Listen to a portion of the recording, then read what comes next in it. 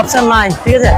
রাষ্ট্রপতি জি। হ্যালো বন্ধুরা, কেমন আছো তোমরা? আশা করি সবাই ভালো আছো। বন্ধুরা চলে এসেছি নতুন একটা ব্লগে। বন্ধুরা এখন আমি সিউড়িতে, আর সিউড়িতে কি পরিমাণ ভিড় দেখো। এখানে এসেছে পিএম মোদি, আর এখানে কি পরিমাণ ভিড় আছে একটা দেখো, ঠিক আছে। এত পরিমাণ এখানে বন্ধুরা ভিড় আছে। সামনে গিয়েছিলাম, আর এই জায়গাতে কিন্তু সব মাইকে বক্তৃতা দিচ্ছে, ঠিক আছে। এই জায়গাতে অনেকটা দূর, আর এত পরিমাণ বন্ধুরা এখানে ভিড় আছে যে কি বলবো। সামনে যখন যাচ্ছি তখন কিন্তু এত পরিমাণ আমাদের গরম, আর এই সাইডে কত লোক আছে দেখো, ঠিক আছে। চারিদিকে ফুল লোক, আর এত লোক ওখানে এত গরম যে বন্ধুরা সব লোক কিন্তু দূরে থাকতে পছন্দ করছে, ঠিক আছে।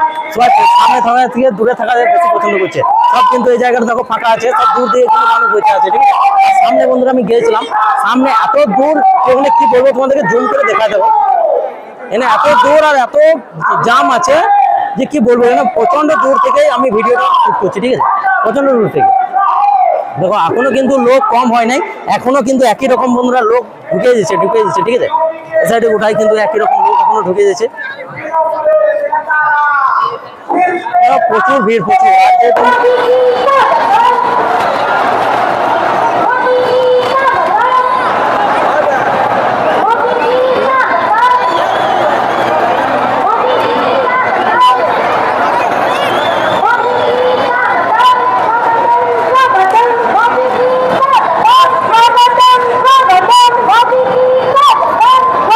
তো বন্ধুরা এখানে কিন্তু হেলিকপ্টার দেখার জন্য সবাই পাঁচিলের উপর চেপে গেছে, আর এই মেয়েটা কেমন চেপে গেছে দেখো পাঁচিলের উপর। আর ওই জায়গাতে কিন্তু তার কাটা দেওয়া আছে, ঠিক আছে। তার কাটার মধ্যেই কিন্তু এই সামলতগুলো হয়েছে। তো বন্ধুরা আমিও কিন্তু একটা ভালো পজিশন জায়গা থেকে চাপবো বলে ভাবছি। তো দেখি কোন দিকে চাপবো। তো পিঁপে গাছের উপরে চেপে গেছে, সব সময় আগে থেকে চেপে বুক, আর মোবাইল নিয়ে একা এখানে চাপবো কি করে সেটাই ভাবছি, ঠিক আছে। বাবারে, তো বন্ধুরা হেলিকপ্টার দেখার জন্য দেখো সব পাঁচিলে কিভাবে চেপে গেছে, কত লোক, ঠিক আছে। আর চাপতে পারলাম না, চাপার কোনো অপশন নাই, ঠিক আছে।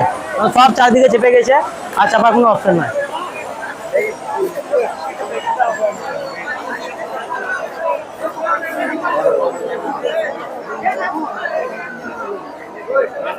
এখানে যা পরিস্থিতি দেখো, এখানে যে পাঁচিলটা আমরা চাপছিলাম, ঠিক আছে, এখানে ঘরের যে কাজটা এখানে পাঁচিলে চাপছিলাম, এই পাঁচিলে চেপে বন্ধুরা কিন্তু কিছু দেখতে পেতাম না, ঠিক আছে। এখানে চেপেছে ঠিকই, কিন্তু এর পাশে কিন্তু আরেকটা বেড়া দেওয়া আছে, ঠিক আছে। পাঁচিলের পর পাঁচিল, ঠিক আছে। এখানে একটা পাঁচিল, এখানে আরেকটা পাঁচিল, ঠিক আছে। এখানে পাঁচিলের পরে কিন্তু এখানে হেলিকপ্টার নেমেছে, ঠিক আছে। আর আমরা এখানে প্রথমে জানতাম না যে এটা একটা অফিস, আর এই অফিসের বন্ধুরা অফিসের উপরে কিন্তু আমরা এখন ছাদে চেপে আছি, ঠিক আছে। আর এই ছাদেই থেকেই কিন্তু ভিডিও করতে পারছি, আর এখান থেকে কিন্তু খুব ভালো সুন্দর একটা ভিউ আছে।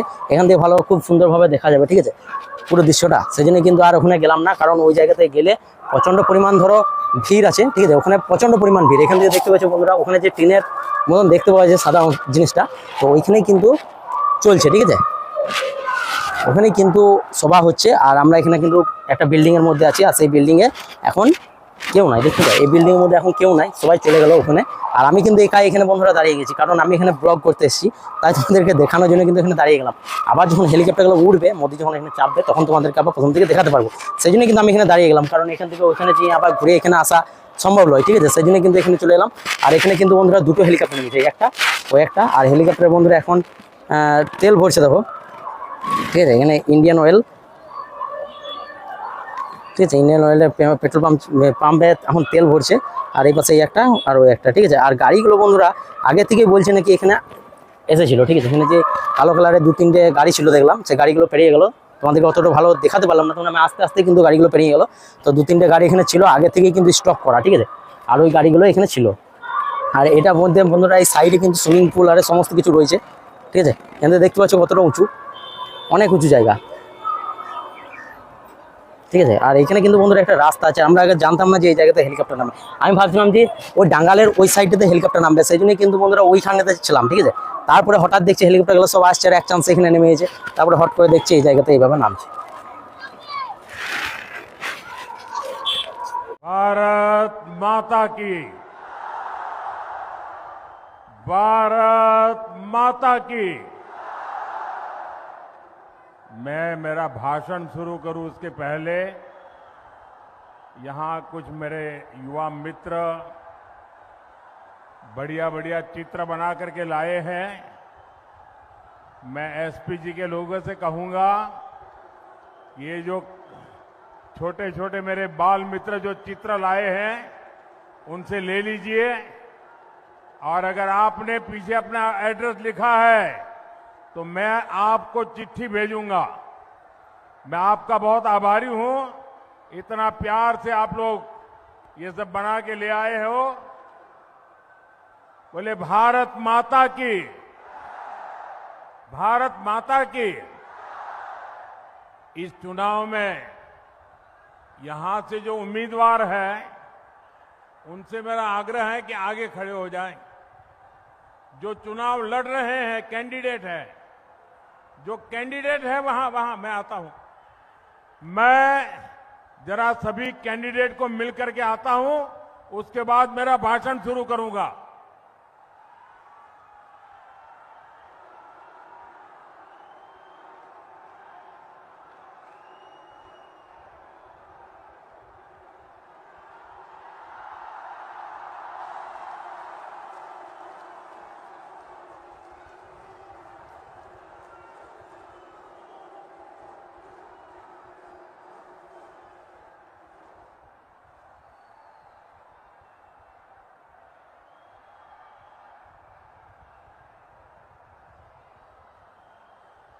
भारत माता की, भारत माता की।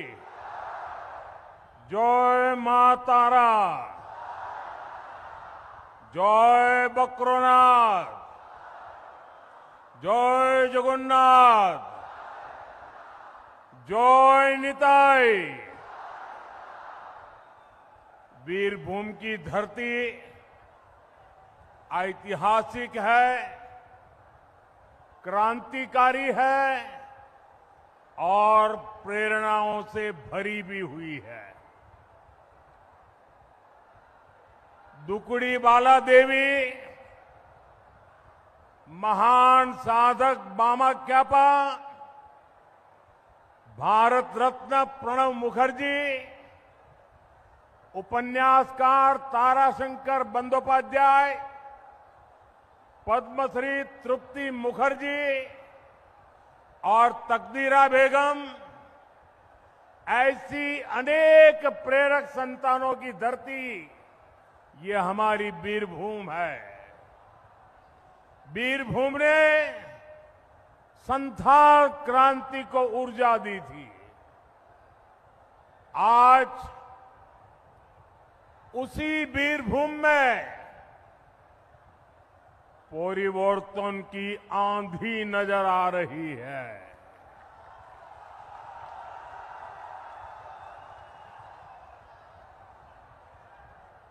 मेरे सामने ये विशाल जनसागर, ये परिवर्तन की घोषणा कर रहा है।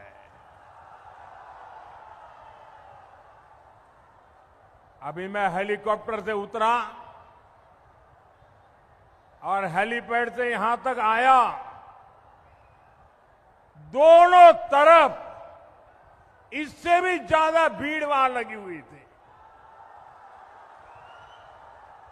ये क्या अद्भुत नजारा है। आप सब इतनी बड़ी तादाद में उत्साह, उमंग और जोश के साथ हम सबको आशीर्वाद देने के लिए आए। मैं आप सबका अभिनंदन करता हूं, प्रणाम करता हूं।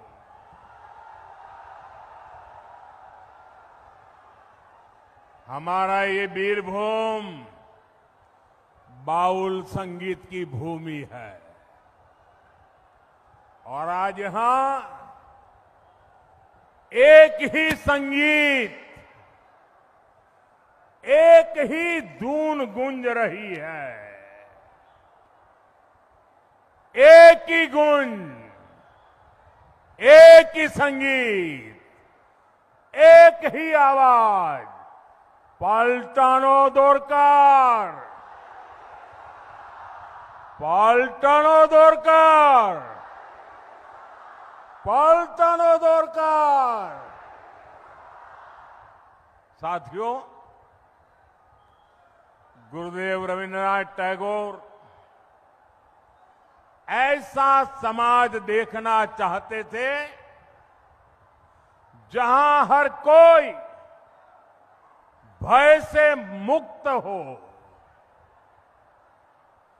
लेकिन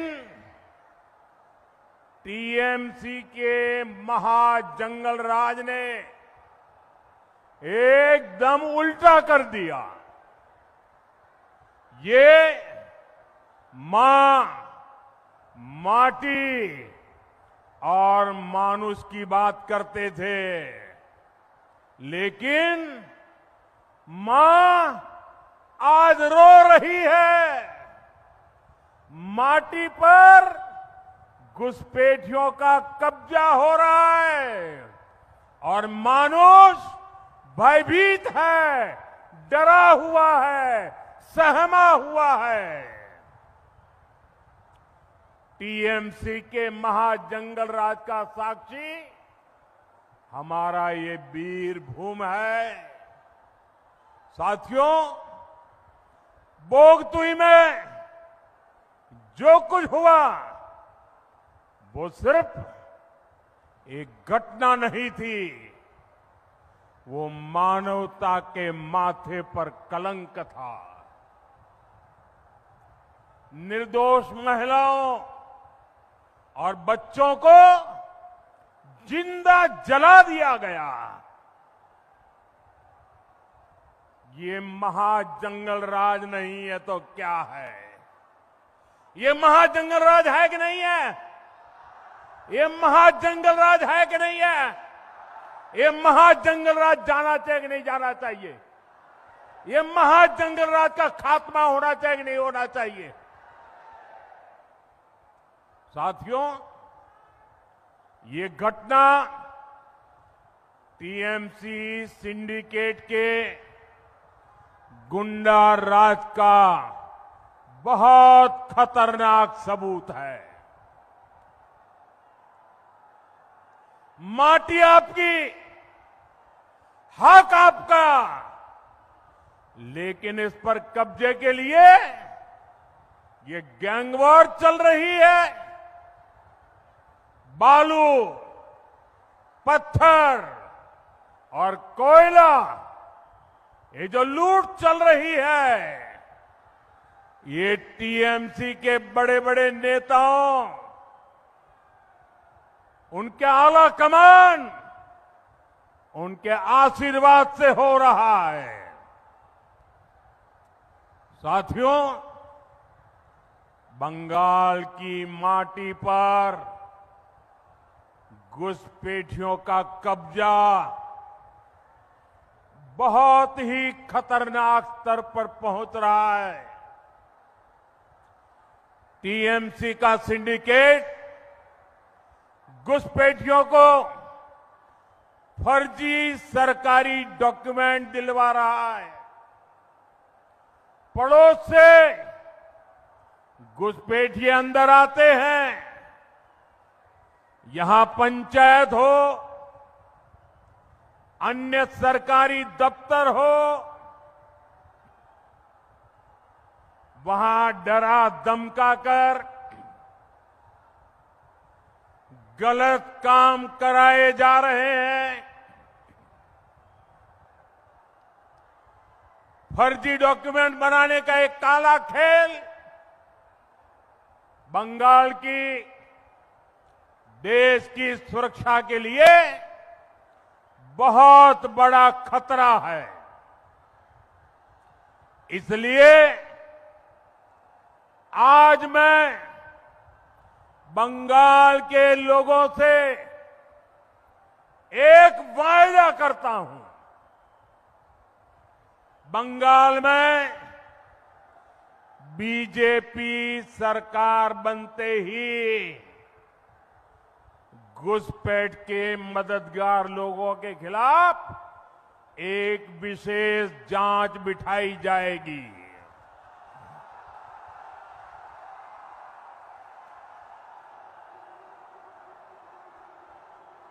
ये मेरी गारंटी है आपको।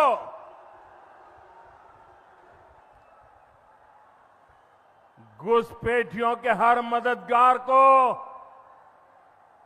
चाहे वो कितना ही ताकतवर क्यों न हो, उसकी पहचान की जाएगी।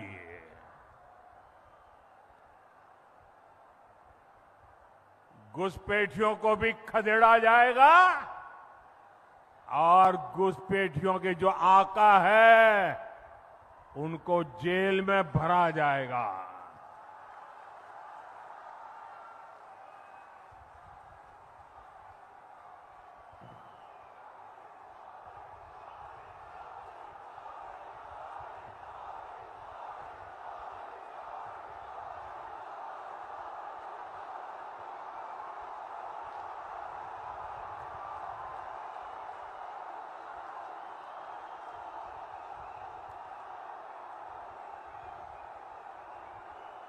साथियों, सरकारी योजना हो, मजदूरी का काम हो, घुसपैठिए कम पैसे में ये काम यहां के लोगों से छीन लेते हैं और यहां के लोकल लोगों को काम की तलाशी में कहीं और जाना पड़ता है, पलायन करना पड़ता है। लिख लो साथियों, अब ये नहीं चलेगा। रामपुर हाट की क्या स्थिति है, ये तो आप सभी प्रत्यक्ष ही देख रहे हो। मालदा में बीते दिनों क्या हुआ, ये भी पूरे देश ने देखा। एसआईआर के काम में लगे जो न्यायाधीश है उनको तक बंधक बना लिया गया। इस भय से बंगाल के मानुष को मुक्ति दिलानी जरूरी है।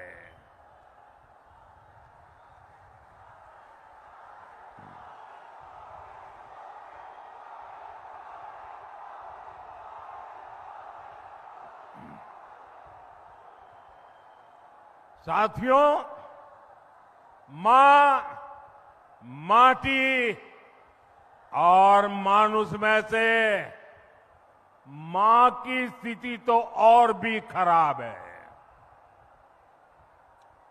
हमारे एससी, एसटी, ओबीसी समाज की बेटियों के लिए तो जीना मुश्किल हो गया है। जो टीएमसी देश की पहली आदिवासी महिला राष्ट्रपति जी तक का अपमान कर सकती है, उसकी मानसिकता क्या होगी, कितना अहंकार होगा। राष्ट्रपति द्रौपदी मुर्मू जी संथाल समाज के एक बड़े कार्यक्रम के लिए यहां आई थी।